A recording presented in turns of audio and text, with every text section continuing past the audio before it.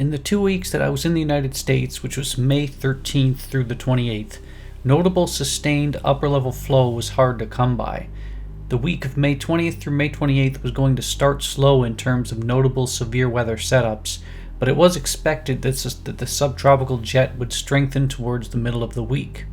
Knowing this, we still tried to get what we could while we waited for better mid and upper-level flow. On May 23rd, the day before the featured day of this video, a near tornado almost occurred on a storm that formed on an outflow boundary. The storm was near stationary as it exploded to life around the sunset to the east of the town of Floydada, Texas. It produced a rapidly rotating wall cloud and a few brief funnels, but was undercut by convection by the southwest before it had a chance to really take off. It was a bit of a surprise on a day that we weren't expecting much out of, and the better storms were to the northwest of us on this day, but the many storms across the panhandle on the 23rd, almost with surprises, would help set the stage for the next day. The first of the more interesting synoptic weather days in the pattern was May 24th. The Storm Prediction Center had issued an enhanced weather risk for west central New Mexico and a 5% tornado risk that came with it. Upper and mid-level flow support would be the best they've been all week as the subtropical jet began to strengthen. It was expected to reach 60 plus knots at 250 millibars aloft by 0Z, which was 7 p.m. or 6 p.m. Mountain Time. Outflow boundaries as a source of mesoscale forcing were in place near the East New Mexico-West Texas border after the previous night's storms coalesced into a mesoscale complex overnight and then moved east out of the area into the morning. This far west Texas, East New Mexico zone became our focus area. Moisture advection from the southeasterlies and the Gulf of Mexico origin, which was below 850 millibars, would continue throughout the day toward this area, so mid-60s dew points were the expectation, which is great for this area given its higher elevation. Surface-based CAPE was plentiful as well. Mid-afternoon measures valued around 4,000 joules per kilogram. I would have liked to have given you the exact sounding for the DTFX area, but that site was down nearly all week, so there's no, at least that I can find, record of it on the old SPC event pages. In short, upper-level support, plentiful energy, especially in the boundary layer, and a key ignition source, which were outflow boundaries and embedded shortwaves, would be present. It would just be a question of where along this area of East New Mexico and perhaps into West Texas would these storms fire. Before hitting the road, we started the day in Lubbock, Texas. We knew the target area was only going to be a few hours away, so we weren't in a big hurry to head northwest. After breakfast, we began a tour of the infield lightning and tornado science equipment at Texas Tech University. Their researchers explained how the infield equipment worked and collected relevant data. They gave us a tour of the mobile Dopplers and the simulated wind impact devices. In addition, they explained how the lightning data was collected and then visualized from recent storms in the region, and then how they studied this data. It was a very interesting tour. After this tour, we began heading in the direction of Clovis, New Mexico, which was the hotbed of severe weather across 2023. We'd stay here until storm initiation. The radar being down this week meant that we were limited to distant radars and visible satellite. We waited and relaxed in Green Acres Park in central Clovis for what seemed like an eternity as we were waiting on initiation. At 6 p.m. Central Time, a supercell to our north on visible satellite exploded to life. It was growing rapidly with every refresh. We didn't commit to it immediately because there was an agitated cumulus field basically right over our heads, and the better upper level support was down where we were already. After about 30 minutes, we realized that the only show that day was quite likely to be that northern supercell, which was now exhibiting a major overshooting top and growing very large on visible satellite and on radar, so we began the 40-45 minute trip up to Wheatley, New Mexico to observe it. On the drive up, it became apparent that this was a very big supercell in terms of at least spatial coverage. The north sky was pretty much entirely blocked out as you were going north.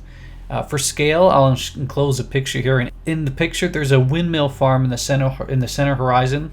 It basically looked tiny. We pulled over on an old farm road off Road 275 and observed the strengthening supercell for around 30 minutes. Lightning frequency increased and velocity on radar increased as it began taking a more deviant motion component to the southeast, as opposed to the steering current westerlies that it had been previously tracking nearly due east shortly before this as a result of those westerlies. We first decided on trying Road 75 to the east, but were met with golf ball-sized hail on the outside of the storm core and quickly scrapped this idea. You'll see this in the video. Knowing we didn't want to end up in the core, which was now approaching quickly from the north, we doubled back to Road 469 where we started and dropped south until it reached a bend in the road, which then continued east.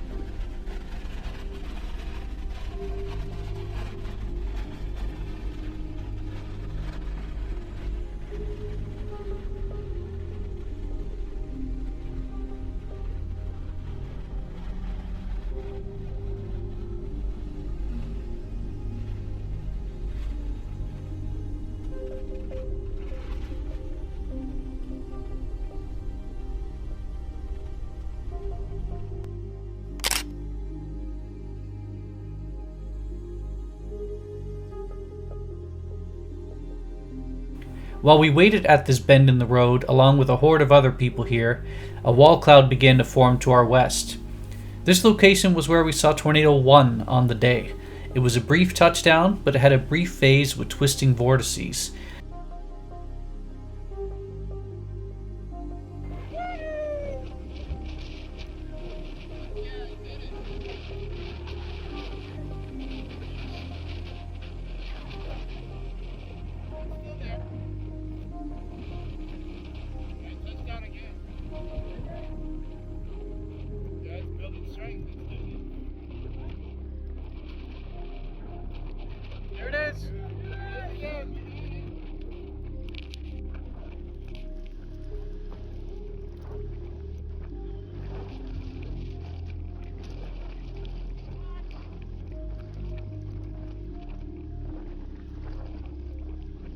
Got it 3 times, so the one thing, fucking put it down and keep it down.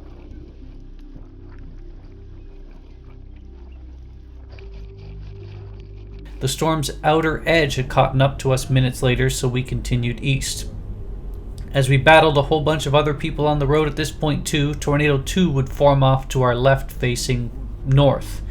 At this point I was driving and we were facing east, and I didn't get personally any good footage of it, but there were some online.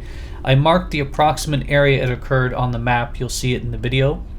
The GoPro captured other people crossing the road almost blindly to try and capture it, so that's how we knew one was ongoing at the time.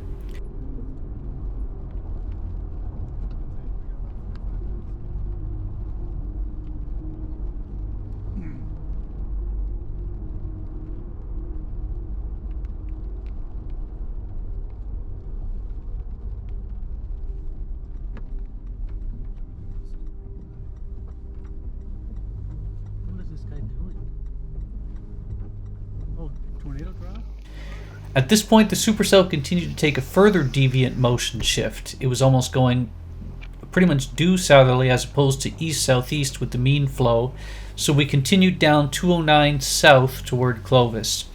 We saw that the RFD of the larger tornado forming behind us was creeping to the east and would overtake the road before we reached Clovis.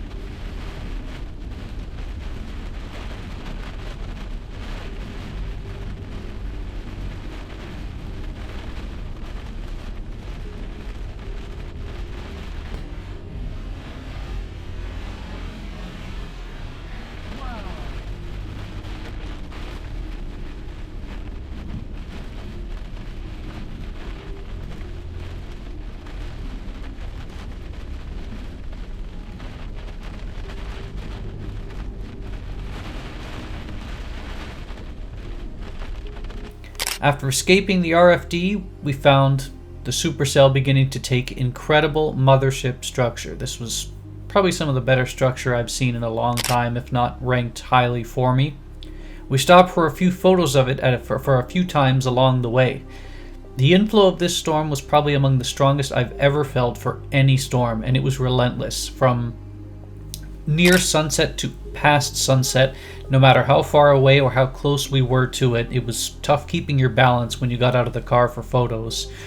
Some of the structure shots I saw that other people got after dark were incredible. I tried my hand at it myself, but most of my shots came out blurry, so that one is one that you'll have to learn to live with. It was just so incredibly tough to stay upright and balanced. To stay out of the storm, we continued south. We had to drive through these strong inflow winds kicking up dusts from the fields, which were at some parts dry, but of course this trend wouldn't stick because this area became effectively flooded out in the next several days.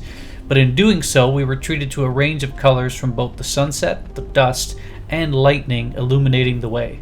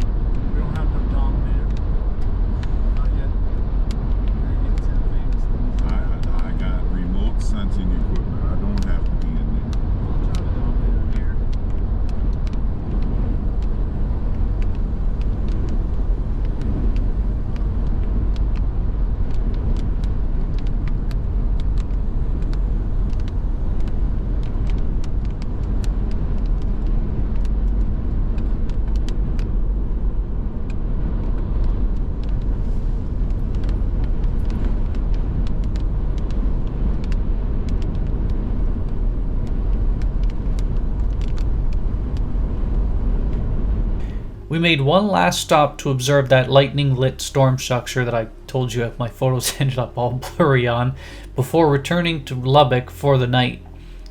We ended up getting in quite late. I think it was after 11 p.m. So the only place that was open at that point was Buffalo Wild Wings. So we concluded the night with me having a bunch of salsa and chip orders, and that was the experience for it. If you were there for this day, let me know in the comments. If you have any questions on both the meteorology, synoptic setup, or any of the pictures, again, I'll be here. Let me know in the comments, and until next time.